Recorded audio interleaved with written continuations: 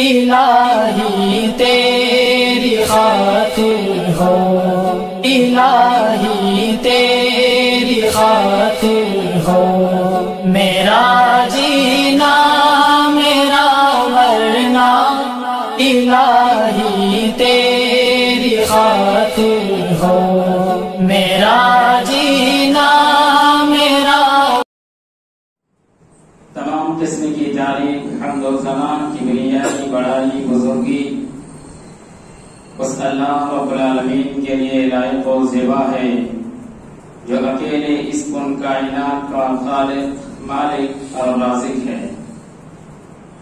بعدہ بیش بہا درود و سلام نازل ہو اللہ رب العالمین کے تمام انبیاء کرام پر، تخصص خاص با آمینہ کلال تاجدر مدینہ امام الانبیاء سید المرسلین رحمت للعالمین جناب عربی محمد رسول اللہ صلی اللہ علیہ وسلم پر اللہم صلی وسلم بارک علیہ۔ حاضرین جمعہ، بزرگان دین، نوجوان دوستوں، عزیز بچوں اور ملت کی ماں اور بہنوں، خطبہ مسنونہ کے بعد آپ کے روبرو میں نے سورۃ النبأ کی ایک آیت تلاوت کی ہے جس میں اللہ رب العالمین کا ارشاد ہے وَخَلَقْنَاكُمْ أَزْوَاجًا، کہ انسانوں ہم نے تم کو جوڑا بنا کر پیدا کیا ہے۔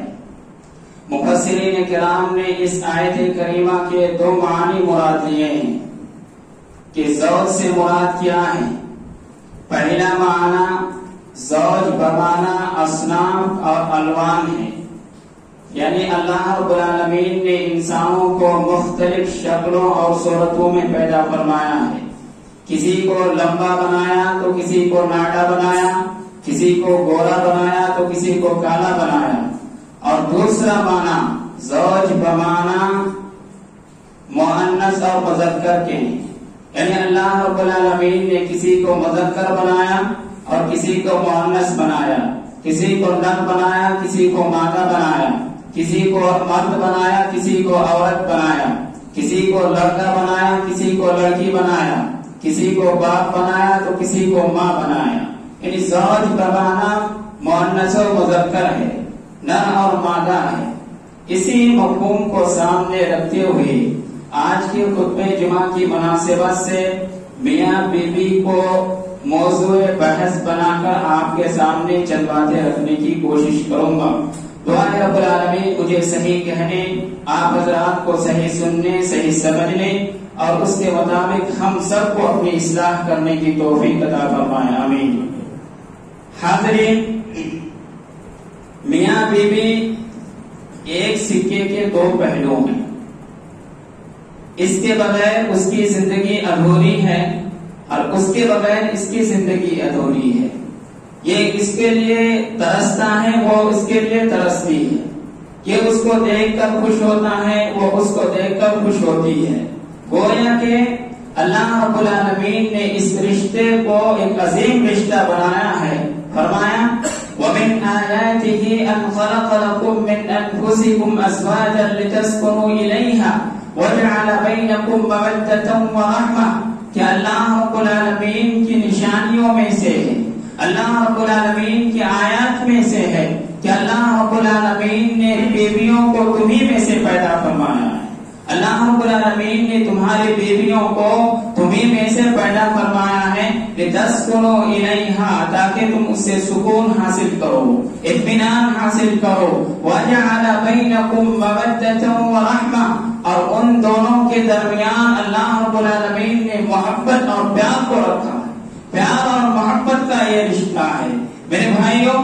میاں بیوی کا رشتہ پیار و محبت کا رشتہ ہے، اور میاں بیوی کا رشتہ نبھانے کا رشتہ ہے۔ میاں بیوی کا رشتہ ایک دوسرے کی مدد کرنے کا رشتہ ہے، میاں بیوی کا رشتہ ایک دوسرے کا ساتھ دینے کا رشتہ ہے، میاں بیوی کا رشتہ ایک دوسرے کا ساتھ نبھانے کا رشتہ ہے۔ یہ وہ عظیم رشتہ ہے جس کے بارے میں پیارے نبی صلی اللہ علیہ وسلم نے ارشاد فرمایا، اور خصوصاً ان نوجوان لوگوں کو جس کی ابھی شادی نہیں ہوئی ہے، جو لوگ ابھی شادی کرنا چاہتے ہیں، ایسے لوگوں کو تعلیم دیتے ہوئے پیارے نبی صلی اللہ علیہ وسلم نے ارشاد فرمایا تنکح المرأة لأربع کہ عورتوں سے شادی 4 چیزوں کی وجہ سے کی جاتی ہے.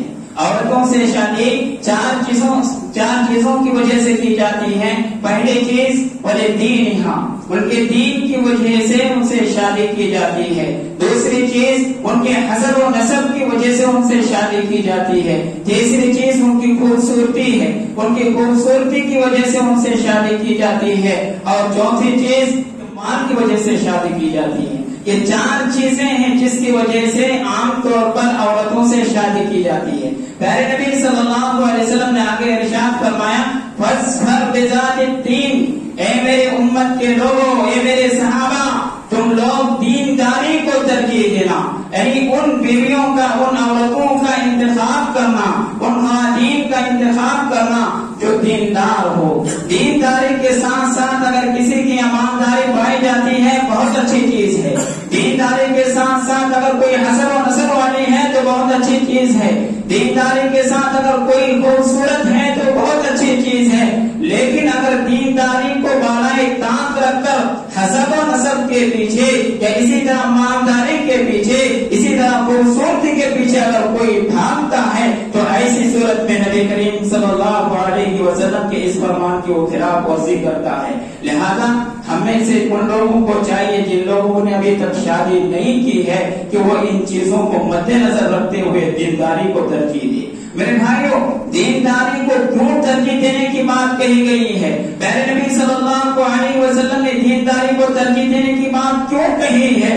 آئیے ایک حدیث سنتے ہیں. پیارے نبی صلی اللہ علیہ وسلم نے ارشاد فرمایا الدنیا كلها متاع وخير متاع الدنيا المرأة الصالحة کہ دنیا کی ساری چیزیں, یہ زمین و آسمان, یہ سورج چاند ستارے, غرض کے دنیا کے اندر جتنی بھی چیزیں ہیں یہ ساری کی ساری چیزیں فائدہ اٹھانے والی چیزیں ہیں. ان سے لوگ فائدہ اٹھاتے ہیں, لیکن پیارے نبی صلی اللہ علیہ وسلم نے ارشاد فرمایا وخیر متاع الدنیا, ان فائدہ اٹھانے والی چیزوں میں سب سے بہترین چیز المرأة الصالحہ ہے, نیک بیوی ہے. اگر آپ نے نیک بیوی کا انتخاب کیا, نیک عورت کا انتخاب کیا تو ایسی صورت میں آپ کی زندگی جنت نما زندگی ہوگی, اور آپ کے گود میں پلنے والے بچے وہ اخلاق مند ہوں گے, کردار مند ہوں گے اور دیندار ہوں گے, اور اسی طرح آخرت میں کامیابی ان کی قدم چومے گی.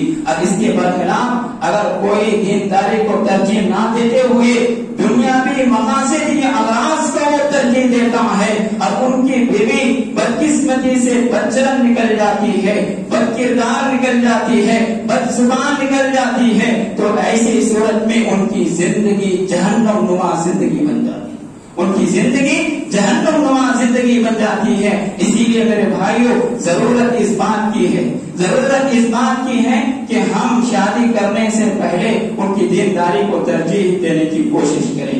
آئیے آج کے خطبہ جمعہ میں ہم یہ جاننے کی کوشش کریں گے کہ نیک بیویوں کے اوصاف کیا ہیں, نیک بیوی کس کو کہتے ہیں. پیارے نبی صلی اللہ علیہ وسلم نے اتنی تعریف کی ہے کہ دنیا کے سب سے بہترین چیز جس سے فائدہ اٹھا جائے وہ کیا نیک بیوی ہے. تو آئیے ہم جاننے کی کوشش کرتے ہیں کہ نیک بیوی کس کو کہتے ہیں. میرے بھائیوں, نیک بیوی کے اوصاف میں سے پہلا وصف ہے کہ وہ عورت, وہ خاتون مومنہ ہو, نیک ہو, دیندار ہو, ایمان والی ہو. اس لیے کہا گیا ہے کہ اللہ رب العالمین نے ارشاد فرمایا وَلَا تَنكِحُوا الْمُشْرِكَاتِ حَتَّى يُؤْمِنْ وَلَأَمَةٌ مُؤْمِنَةٌ مِّنْ خَيْرٍ مُشْرِكَةٍ وَلَوْ أَعْجَبَتْكُمْ کہ تم اپنی شادی ایسی عورتوں سے نہ کرو جو دیندار نہ ہو, غیر مسلم عورتوں سے شادی نہ کرو یہاں تک کہ وہ اسلام قبول کر لے. حتیٰ یؤمن, اگر وہ ایمان لاتی ہے, اسلام قبول کرتی ہے تو ایسی صورت میں ان سے شادی کی جا سکتی ہے, ورنہ شادی نہیں کی جا سکتی. اللہ رب العالمین نے ارشاد فرمایا وَلَأَمَةٌ مُؤْمِنَةٌ خَيْرٌ مِّن مُشْرِكَةٍ وَلَوْ أَعْجَبَتْكُمْ کہ ایک مومنہ عورت اگرچہ وہ غلامی کی زندگی بسر کر رہی ہو, ایک عورت جو مومنہ ہو گرچہ وہ کالی اور کانپی ہو, بدصورت ہو, وہ بہتر ہے اور وہ اچھی ہے, اس کے لیکن ایمان کی دولت نہ ہو، یعنی وہ غیر مسلم ہو، اگرچہ وہ عورت تمہیں پسند ہو، اس کے مقابلے میں ایک مومنہ جو کہ غلامی کی زندگی بسر کر رہی ہے اور کالی کلوٹی ہے، وہ بہتر ہے۔ میرے بھائیو، اس آیت کریمہ سے آپ کو یہ معلوم ہوا کہ ایک مومنہ گرچہ وہ کالی کلوٹی ہو یا اسی طرح وہ غلامی کی زندگی بسر کر رہی ہو، خوبصورت حسن و جمال والی غیر مسلم عورتوں سے بہتر ہے۔ لہذا ضرورت اس بات کی ہے کہ ہم مومنہ خاتون کو ترجیح دیں، مومنہ لڑکیوں کو ترجیح دیں۔ آج کیا ہوتا ہے کہ کالج میں پڑھنے والے، یہ اسکول میں پڑھنے والے، یہ یونیورسٹی میں پڑھنے والے، یہ لوگوں کا ایک نعرہ ہے، ان لوگوں کا ایک نعرہ ہے کہ محبت کا کوئی دھرم نہیں ہوتا، اور اسی کی وجہ سے وہ ایک ساتھ رہتے ہیں، ایک ساتھ کھاتے ہیں، ایک ساتھ اٹھتے اور بیٹھتے ہیں، اور نتیجہ یہ ہوتا ہے کہ آخر میں جا کر غیروں کے مطابق مندر میں جا کر شادی بیاہ کرتے ہیں۔ میرے بھائیوں، یہ افسوس کی بات ہے۔ آپ کو یاد رکھنا چاہیے کہ حضرت ام سلیم رضی اللہ تعالی عنہا ایک بیوہ خاتون تھی۔ ان کا شوہر کہیں شام کی طرف گئے تھے تجارتی سامان لے کر، پھر وہاں سے واپس نہیں آئے، ایک مدت کے بعد ان کو بیوہ میں شمار کیا گیا۔ حضرت ام سلیم رضی اللہ تعالی عنہا کو حضرت ابو طلحہ رضی اللہ تعالی عنہ مکے کا سب سے مالدار آدمیوں میں ان کا شمار ہوتا تھا۔ وہ حضرت ام سلیم رضی اللہ تعالی عنہا کو پیغام دیتا ہے اور کہتا ہے کہ اگر تم مجھ سے نکاح کرنا چاہتی ہو تو ایسی صورت میں میں تم سے نکاح کرنے کے لیے تیار ہوں۔ حضرت ام سلیم رضی اللہ تعالی عنہا کے اس جملے کو یاد رکھیے، انہوں نے کیا کہا تھا کہ ابو طلحہ، میں مانتی ہوں کہ تم مکے کا سب سے مالدار آدمیوں میں تمہارا شمار ہوتا ہے، لیکن میری شادی تم سے نہیں ہو سکتی ہے۔ وہ کیوں؟ کیونکہ میں مسلمان ہوں اور تم غیر مسلم ہو، میری شادی، میرا نکاح تمہارے ساتھ نہیں ہو سکتا ہے۔ لہذا حضرت ابو طلحہ رضی اللہ تعالیٰ عنہ کہتے ہیں لگتا ہے تمہیں کچھ روپے پیسے چاہیے، روپے پیسے چاہیے، زیورات کے لیے پیسے چاہیے، یا اسی طرح زیورات چاہیے۔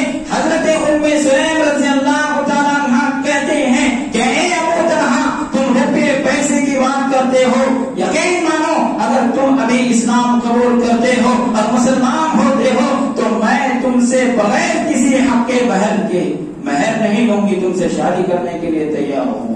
اس طرح شادی ہو جاتی ہے۔ میرے بھائیوں، کہنے کا مطلب یہ ہے کہ حضرت ام سلیم رضی اللہ تعالی عنہا نے اسلام اور ایمان کی اہمیت کو سمجھا۔ انہوں نے اس بات کو جانا کہ کوئی مومنہ خاتون کسی غیر مسلم سے اس کی شادی نہیں ہو سکتی ہے، لہذا انہوں نے شادی نہیں کی۔ لیکن بڑے افسوس کے ساتھ یہ کہنا پڑتا ہے کہ آج ہماری مسلم بہنوں کو کیا ہو گیا ہے کہ دنیاوی مقاصد کے لیے، دنیاوی اغراض کے لیے، دنیاوی چند چیزوں کے فائدے کے لیے ہم اپنے ایمان کا سودا کر لیتے ہیں، ہم اپنے ضمیر کا سودا کر لیتے ہیں اور غیروں کے ساتھ جاتے ہیں، غیروں کے ساتھ پھرتے ہیں، اور ان سے پھر ہم کیا کرتے ہیں، زندگی بھر وہ نبھانے والا رشتہ طے کر لیتے ہیں۔ میرے بھائیوں، یہ تشویشناک بات ہے۔ اسی طرح دوسرا وصف کیا ہے؟ ہماری بیوی، آپ کی بیوی مسلمان ہے، ایمان کی حالت میں ہے، لیکن اگر نماز نہیں پڑھتی ہے تو بے معنی ہے، نماز نہیں پڑھتی ہے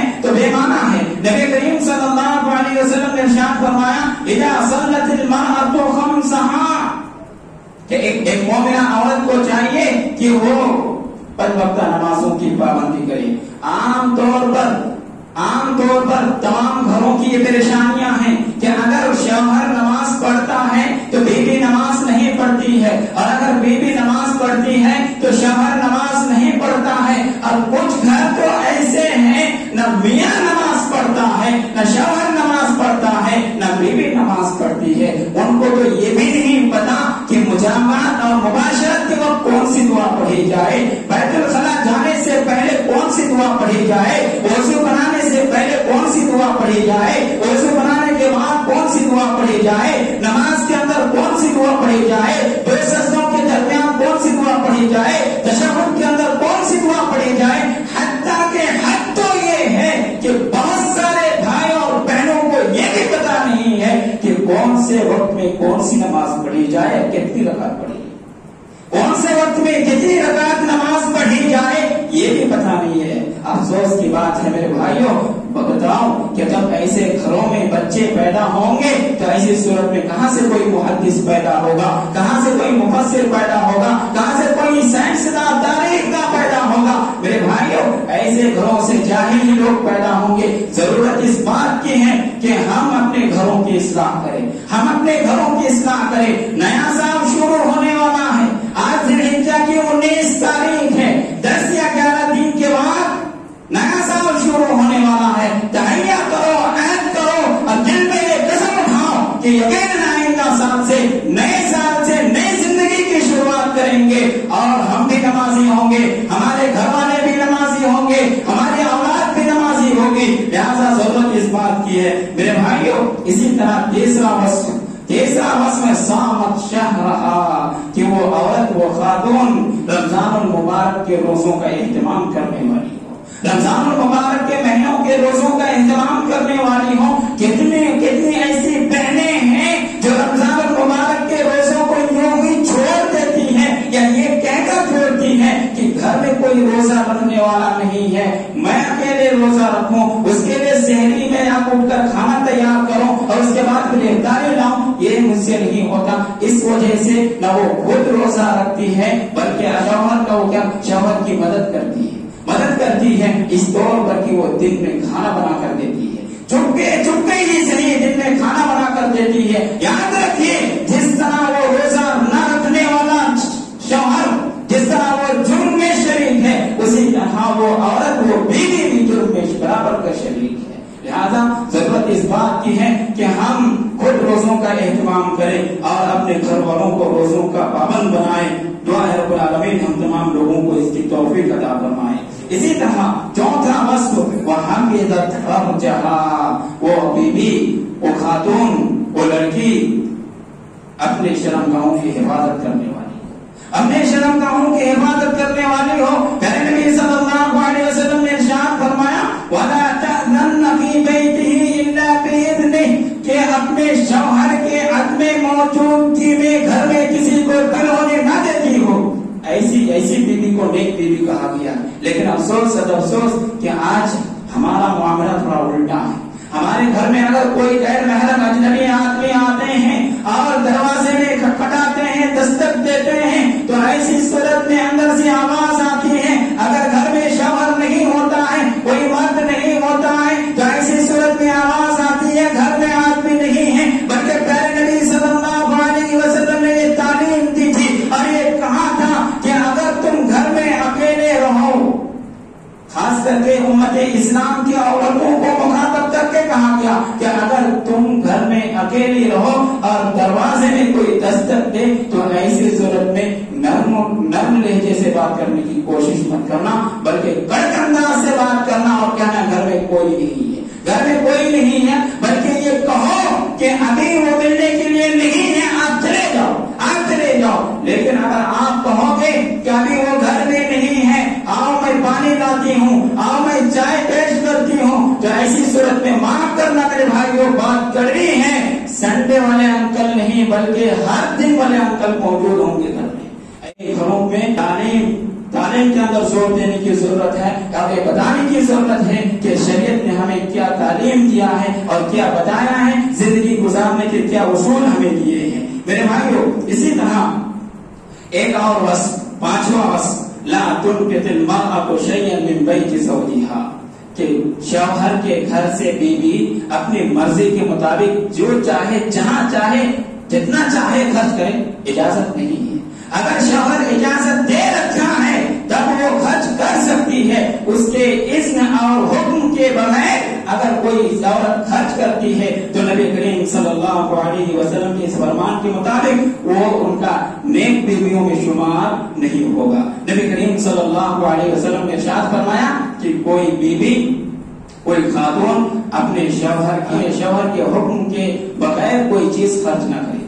کہا گیا کہ اللہ کے رسول صلی اللہ علیہ وسلم کیا کوئی خاتون طعام یعنی غلہ وغیرہ بھی کسی کو نہیں دے سکتی ہے؟ تو پیارے نبی صلی اللہ علیہ وسلم نے ارشاد فرمایا یہ افضل چیز ہے کہ تم اس کی حفاظت کرو۔ جہاں پیارے نبی صلی اللہ علیہ وسلم نے اپنے شرمگاہوں کی حفاظت کی بات کہی ہے وہی شوہر کے مال و متاع کی حفاظت کی بات کہی ہے کہ ایک عورت کے لیے ایک بیوی کے لیے ضروری ہے کہ وہ اپنے شرمگاہوں کی حفاظت کرے اور شوہر کے مال و متاع کی حفاظت کرے ان کے آدمی موجودگی میں. اسی طرح چھٹا وصف وَأَطَاعَتْ زَوْجَهَا وَأَطَاعَتْ زَوْجَهَا اپنے شوہر کا وہ اطاعت کرے، فرما برداری کرے، حکم مانے.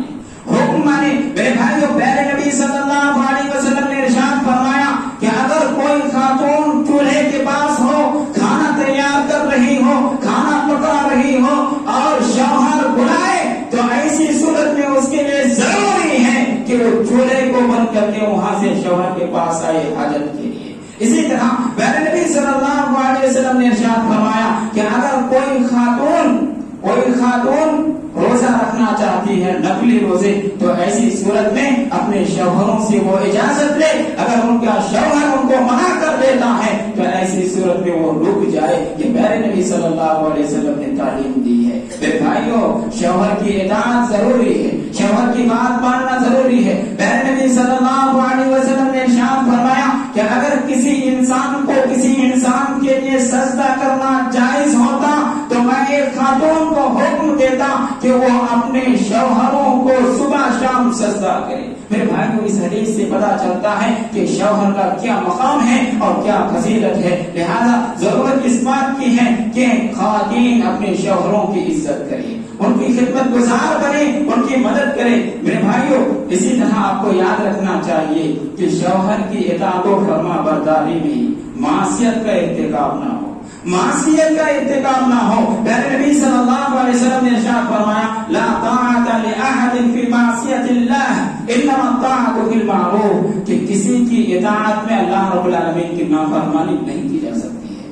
اللہ رب العالمین کی نافرمانی کر کے کسی کی اطاعت و فرما برداری نہیں کی جا سکتی، بلکہ اطاعت و فرما برداری نیک کاموں میں ہے. آپ کہو گے مولوی صاحب اگر شوہر روزہ رکھنے کے لیے منع کرے تو ایسی صورت میں بیوی کے لیے ضروری ہے کہ وہ روزہ نہ رکھے، اور آپ کہتے ہو کہ نیک کاموں میں اطاعت کرنا، یہ کون سا نیک کام ہے؟ روزے کو توڑوانا ہے کوئی نیک کام؟ میرے بھائی وہ نفلی روزوں کی بات ہے. پیارے نبی صلی اللہ علیہ وسلم نے یہی حکم دیا ہے کہ نفلی روزے رکھنا یہ کیا ہے؟ شوہر کے حکم کے تابع ہے. اگر کوئی عورت رکھنا چاہتی ہے، شوہر اجازت دے تبھی وہ رکھے، ورنہ اس کو وہ ترک کرے، اس کو چھوڑ دے، گنہگار نہیں ہوگی. اسی طرح کسی مولوی کے پاس جھاڑ پھونک کرنے والا مولوی، کوئی خاتون آتی ہے اس کے پاس اور کہتی ہے مولوی صاحب میرا شوہر میری بات نہیں مانتا ہے، مجھے مارتا پیٹتا ہے، میری بات نہیں مانتا، میری عزت نہیں کرتا،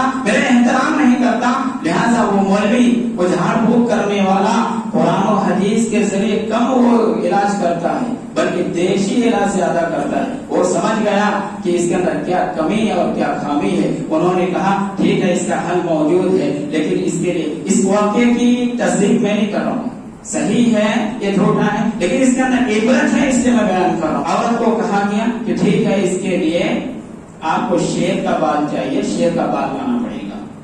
اگر میں لے کے آؤں تو ایسی صورت میں آپ کو اتنے پیسے دینے ہوں گے، اتنے پیسے دینے ہوں گے. ظاہر سی بات ہے اس عورت کے پاس اتنے پیسے نہیں تھے تو کہا گیا ٹھیک ہے آپ ہی لے کر آؤ، آپ اگر لے کر آؤ گی تو اس کا حل کیا ہمارے پاس موجود ہے، آپ کا حل نکل جائے گا، مشکل حل ہو جائے گا. اسی طرح اس عورت کو یہ طریقہ بتایا جاتا ہے کہ آپ شیر کا بال کیسے لاؤ گی. آپ شیر کے پاس جاؤ گی اور جانے کے بعد تھوڑے دور سے ہی گوشت ڈالو گی اور کچھ دنوں تک یہی کام کرتے رہو گی. کچھ دنوں کے بعد تھوڑا اور قریب ہوگی، اس کے بعد پھر اور قریب ہوگی، پھر اس کے بعد اور قریب ہوگی. اس طرح کرتے کرتے جب وہ شیر مانوس ہو جائے گا، ان کو یہ معلوم ہو جائے گا کہ یہ بات نہیں آ رہی ہے بلکہ یہ مجھے گوشت دینے آ رہی ہے، گوشت ڈالنے آ رہی ہے، تو ایسی صورت میں وہ حملہ نہیں کرے گا. پھر آپ چپکے سے اس کے گردن سے بال نکال لینا. اسی طرح وہ خاتون کرتی ہے اور بال نکال کے لے کے آتی ہے اور مولوی صاحب سے کہتی ہے ہاں مولوی صاحب بال نکال کے لے کے آئی ہوں. مولوی صاحب کہتے ہیں یاد رکھو کہ وہ شیر جو درندہ ہے خونخوار جانور ہے، انسانوں کو چیر پھاڑ کر وہ کھا جانے والا جانور ہے.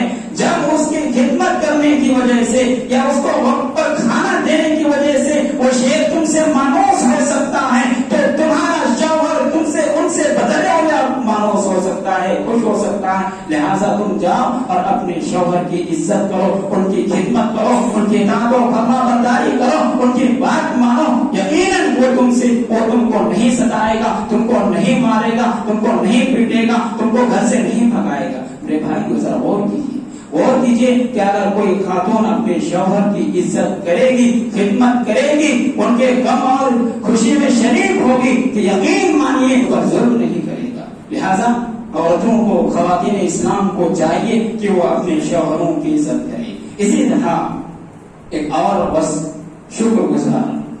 ایک عورت ایسی ہوتی ہے زندگی بھر اگر ان کو لایا جائے، کھلایا جائے، پلایا جائے، پہنا جائے، سب کچھ کیا جائے ان کے لیے، لیکن اگر کسی دن کوئی چیز کم پڑ گئی تو ایسی صورت میں وہ کہنے میں یہ دلیل نہیں کرتی ہے کہ میں نے اس کی زندگی میں کبھی سکھ محسوس نہیں کیا، زندگی میں کبھی سکھ کو چین کو نہیں پایا، میں نے یہ کہنے میں دلیل نہیں کری.